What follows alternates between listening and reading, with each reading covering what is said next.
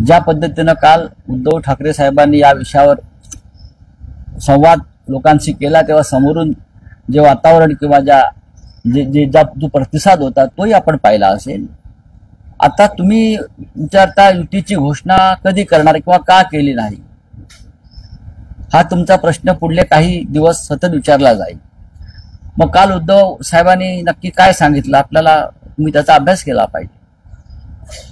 दोन्ही बाजूनी मनाची पूर्ण तयारी आहे, एवढंच मी सांगू शकतो. सर, जेव्हा राज ठाकरे उद्धव ठाकरे युतीचा विषय निघतो किंवा शक्यता व्यक्त केली जाते, काल दसरा मेळाव्यात एकनाथ शिंदे असं म्हणतात, कोण कोणाशी मनोमिलन करते याची तुम्ही चिंता करू नका, सगळ्यांचे हिशोब आमच्याकडे आहेत, योग्य वेळेस आपण त्या सगळ्या समाचार. हे पहा की एकनाथ शिंदे म्हणजे बॅरिस्टर राम मनोहर लोहिया नाहीत किंवा बॅरिस्टर नाथपै नाहीत. एकनाथ शिंदे हे अमित शहांच्या बेनामी कंपनीचे इकडले ब्युरो चीफ आहेत. मूळ कंपनी जी आहे अमित शहांची, त्या बेनामी कंपनीचे एकनाथ शिंदे हे त्यांनी शिवसेना नावाने जी कंपनी काढली आहे ती बोगस आहे. उद्या जेव्हा सरकार जाईल या बेनामी कंपनीचे तेव्हा या सगळ्या चौकशा होतील. तेव्हा या सगळ्या चौकशा होतील. ते असं म्हणाले काल, असं मी कोणीतरी मला मगाशी सांगितलं, मी काही त्यांचं पाहत नाही, ऐकत नाही. कोणाचं ऐकायचं? महाराष्ट्राला महान वक्त्यांची किंवा नेत्यांची भाषणे ऐकायची परंपरा नक्कीच आहे. मराठी माणूस शिवसेनेमुळे हद्दपार झाला, ठाकरेंमुळे हद्दपार झाला. खरं म्हणजे अशा प्रकारचं एखाद्यानं जर वक्तव्य केलं असेल तर त्यांनी आधी स्वतःला आरशात उभं राहून पाहायला पाहिजे. शिवसेनेमुळे जे तुमच्या बरोबरचे आमदार आहेत पळून गेले, त्यांची किंमत 50-50, 100-100 कोटी झाली मराठी माणसांची त्या. आणि सुरतला कोण पळून गेलं? मुंबईतून.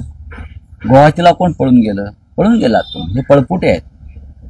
तेव्हा हे काही बोलायचं, उचलली जीभ लावली टाळ्याला, काही बोलायचं, लिहून दिलेली भाषणं वाचायची.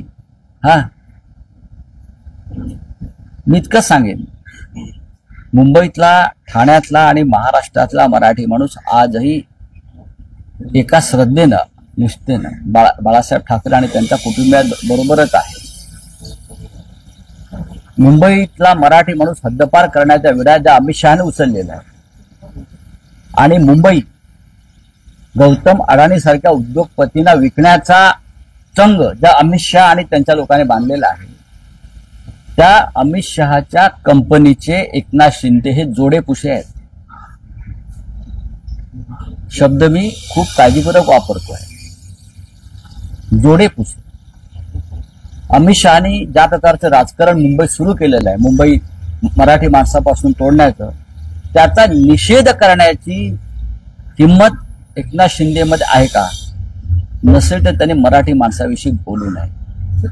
मराठी माणसाला भ्रष्टाचाराच्या पैशातून विकत घेण्याचे प्रयत्न त्यांनी चालवलेले आहेत. हे तात्पुरतं आहे सगळं.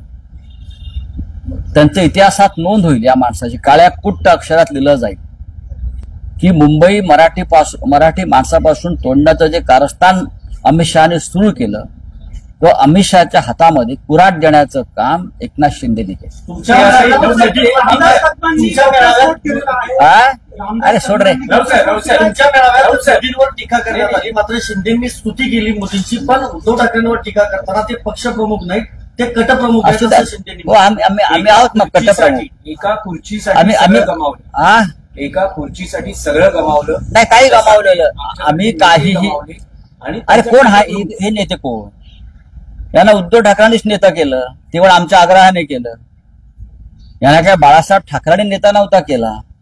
बाळासाहेब ठाकरेंनी नेते केलेले जे मोजके लोक आहेत त्यातला मी आहे. मला माहिती आहे राजकारण काय ते. बाकी सगळ्यांना उद्धव साहेबांनी मोठ्या दिलानं, दयावान बुद्धीनं त्यांनी या सगळ्यांना नेता केलं. मग ते आज कटप्रमुख कसे? मग ते त्यांना विचारलं पाहिजे ना. तुमच्या हातामध्ये एवढी सत्ता दिली, तुम्हाला नगरविकास मंत्री केलं राज्याचं, इतर मंत्री केलं, मग कटप्रमुख कसे? तुमच्यासारखा एक रिक्षावाला, तुम्ही म्हणता नाही मी रिक्षावाला, तुमच्यासारखा एक रिक्षावाला आज 5 लाख कोटीचा मालक झाला. तुमच्यासारख्या रिक्षावाला एका वेळेला 50-50 कोटी रुपये उधळतो निवडणुकीवर, 100 कोटी उधळतो, हे उद्धव ठाकरेंमुळे शक्य आहे ना तुम्हाला. तुम्ही कोण होतात याचं आत्मचिंतन त्यांनी केलं पाहिजे. सन्माननीय आनंद दिघे जे आहेत, धर्मवीर आनंद दिघे, त्यांचं एक मेमोरियल आहे, तिथे बसावं त्यांनी, शांतपणे दिवसभर बसावं, आत्मचिंतन करावं, आणि मी काय होतो आणि मी आज कोणामुळे असा आहे या पदावर याचा विचार करावा. ते म्हणतात की दानत लागते उद्धव ठाकरेंमध्ये दानत होती म्हणून रिक्षावाले मंत्री झाले, आमदार झाले. ही दानत होती म्हणून त्यांचा कधीही प्रॅक्टिस न केलेला मुलगा खासदार झाला, हाडवैद्य 2दा.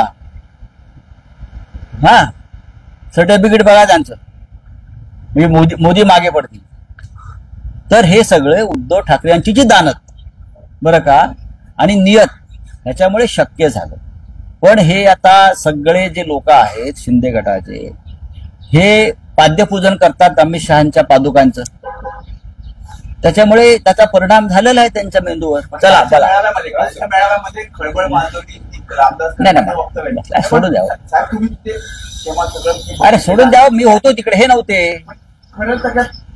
बघा, तुम्हाला कळलं पाहिजे, तुम्ही तेव्हा लहान होता, तुम्ही पत्रकारितेमध्ये नव्हता. आम्ही मातोश्रीवरती होतो, बाळासाहेबांच्या पूर्ण आजारपणामध्ये आम्ही तिथे होतो, शेवटपर्यंत होतो, आम्हाला माहिती आहे. आता ह्यांच्या तोंडामध्ये कोणी जर शेण कोंबला असेल भीतीपोटी आणि ते आता उगाळत असेल तर तुम्ही काय करणार.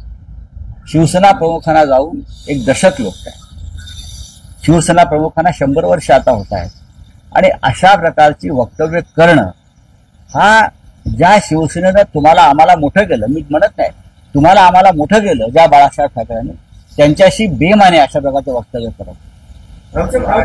भाजपच्या गोटात नाही, सोडून द्यावं ते भाजपचे गोट. म्हणून आता गर्दी उसरली.